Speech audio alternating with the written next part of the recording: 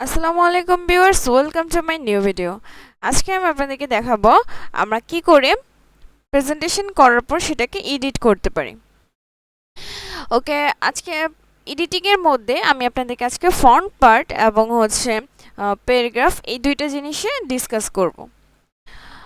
তো চলে আসি আপনাদের আগের ভিডিওতে আমি প্রথমে ক্লিপবোর্ড এবং স্লাইড নিয়ে আলোচনা করেছিলাম। তো আজকে আমি ফন্ট এবং প্যারাগ্রাফ এই দুইটা পার্ট নিয়ে আলোচনা করব। তো দেখেন এখানে আমরা একটা টাইটেল দিই। ওকে, তো আমি এখানে একটা টাইটেল দিয়ে দিলাম এবং এইখানে আমি আরো কিছু টেক্সট কপি করে নিয়ে আসছি।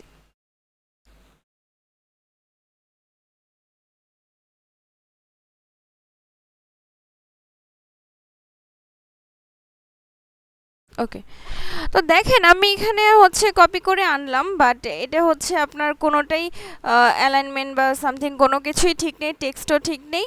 তো চলুন এখন আমরা দেখি কি করে আমরা এটাকে এডিট করতে পারি। ওকে,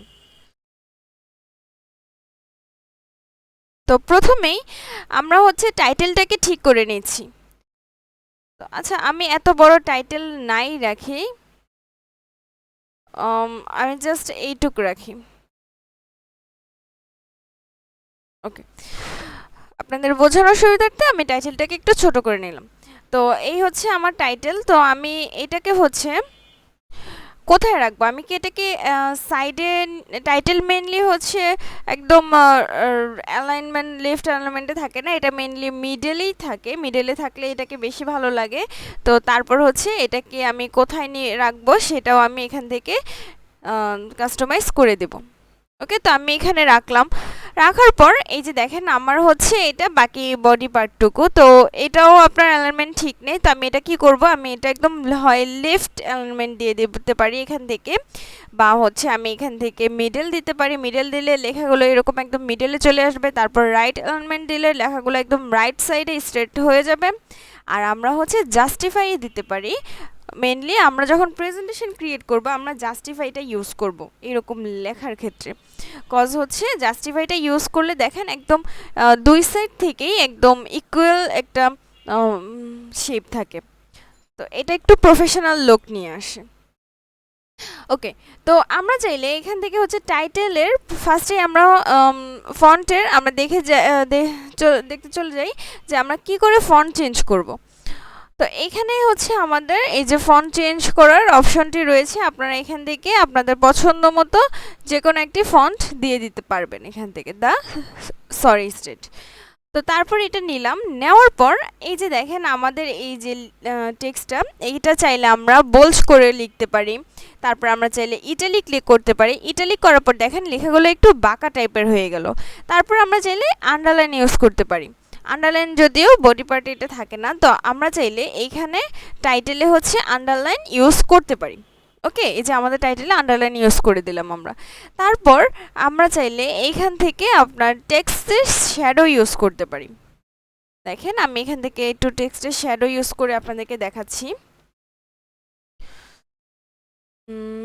আমরা এইটা নেওয়ার পর এখান থেকে বোল্ড আউট করে দিই, ইটালিকটাও রিমুভ করে দিই। তারপর আমি এখান থেকে যদি আপনাদের শ্যাডো নিয়ে দেখাই, দেখেন শ্যাডো আমি আউট করে দিই। আপনারা একটু দেখেন যে কীরকম আছে এখানে। আমি এখান থেকে শ্যাডো আউট করে দিলাম। দেখেন এই আমার মেনলি টেক্সটটা এরকম। তারপর আমি যদি এখানে শ্যাডো ইউজ করি তাহলে আমার টেক্সটটা এরকম হয়ে যাচ্ছে। আপনারা চাইলে আপনাদের পছন্দ মতো যে কোনো কিছু নিতে পারবেন, এখানে bold, italic, underline, shadow use করতে পারবেন এখান থেকে। ওকে, তো এই হলো আমাদের শ্যাডো ইউজ করা। তারপর দেখেন আমরা এ কান্ট্রি এই লেখাটার মধ্যে আমরা দেখেন একটু কাটা দাগ চাইলে ইউজ করতে পারি। এটা আমরা বিভিন্ন ইয়েতে দেখে থাকি, আপনার এই যে সাহিত্য টাইপের যেসব ইংলিশের লিটারেচারগুলো রয়েছে ওইখানে আপনারা এরকম দেখতে পারবেন। ওকে, তো তারপর আমরা চাইলে এইখান থেকে দেখেন আমাদের লেখাগুলো এটা কিন্তু একদম একটা নর্মালভাবে আছে। আমরা যদি চাই এখান থেকে ভেরি টাইট করে দিতে পারি, মানে ওয়ার্ডগুলো একটার সাথে আরেকটি খুব টাইটলি অ্যাটাচ হয়ে থাকবে। তারপর এখান থেকে টাইটে দিতে পারি। টাইট দিলে এটা টাইট থাকবে, আর ভেরি টাইট দিলে আরও বেশি এক কি সাথে মানে একটার সাথে একটা গা লেগে থাকবে এরকম টাইপের। তারপর লুজ দিলে এখানে আপনি একটু ছাড়া ছাড়া ভাবে পাবেন। তারপর ভেরি লুজ, মোর স্পেসিং, এখান থেকে আপনারা পছন্দ মতো কাস্টমাইজ করে নিতে পারবেন আপনাদের কতটুকু দরকার হবে। মেনলি আমরা যখন একটা স্লোগান ইউজ করি, সাপোজ এটা হচ্ছে আমার স্লোগান, সেই ক্ষেত্রে আমরা একটু মানে লুজ করে ওয়ার্ডটিকে ইউজ করি, এটা আমাদের দেখার সৌন্দর্যের জন্য। ওকে, তারপর চাইলে আমরা এখান থেকে আমাদের যেই টাইটেলটি রয়েছে এটিকে আমরা চাইলে এখান থেকে কালার দিয়ে দিতে পারি, যে কোনো কালার এখান থেকে আমরা ইউজ করতে পারি। মর কালার রয়েছে বা আইড্রপার রয়েছে, আইড্রপার দিয়েও আপনি কালার নিতে পারবেন। ওকে, আমি এখান থেকে একটি কালার দিয়ে দিলাম এখানে। ওকে, তারপর আমি এখান থেকে চাইলে আমার টাইটেলটাকে সাইজটা বড় করতে পারি বা এখান থেকে ছোট করতে পারি। ওকে, এই ছিল। তারপর আমরা এই যে এখানে চলে আসি, আসার পর আপনারা দেখেন এখানে হচ্ছে আমাদের বুলেটের একটি অপশন রয়েছে।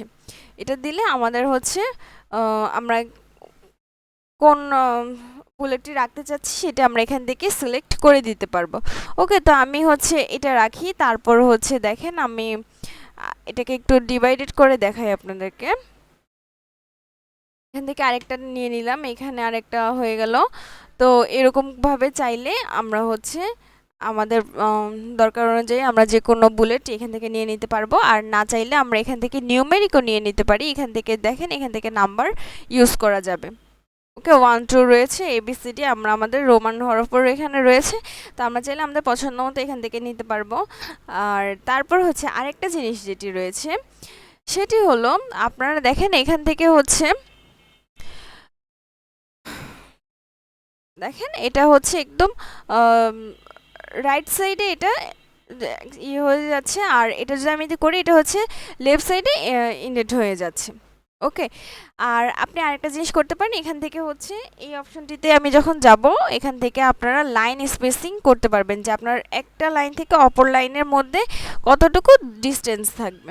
ওকে, আর হচ্ছে আরেকটা জিনিস আপনারা এখান থেকে করতে পারবেন, সেটি হলো এখান থেকে টেক্সট ডিরেকশন দিয়ে দিতে পারবেন, যে আপনার টেক্সটটা কি হরিজন্টালে থাকবে নাকি 90 ডিগ্রি অ্যাঙ্গেলে থাকবে নাকি 270 ডিগ্রিতে থাকবে। আপনারা এখান থেকে আপনাদের পছন্দ মতো অ্যাঙ্গেলও টেক্সটের ইউজ করতে পারবেন।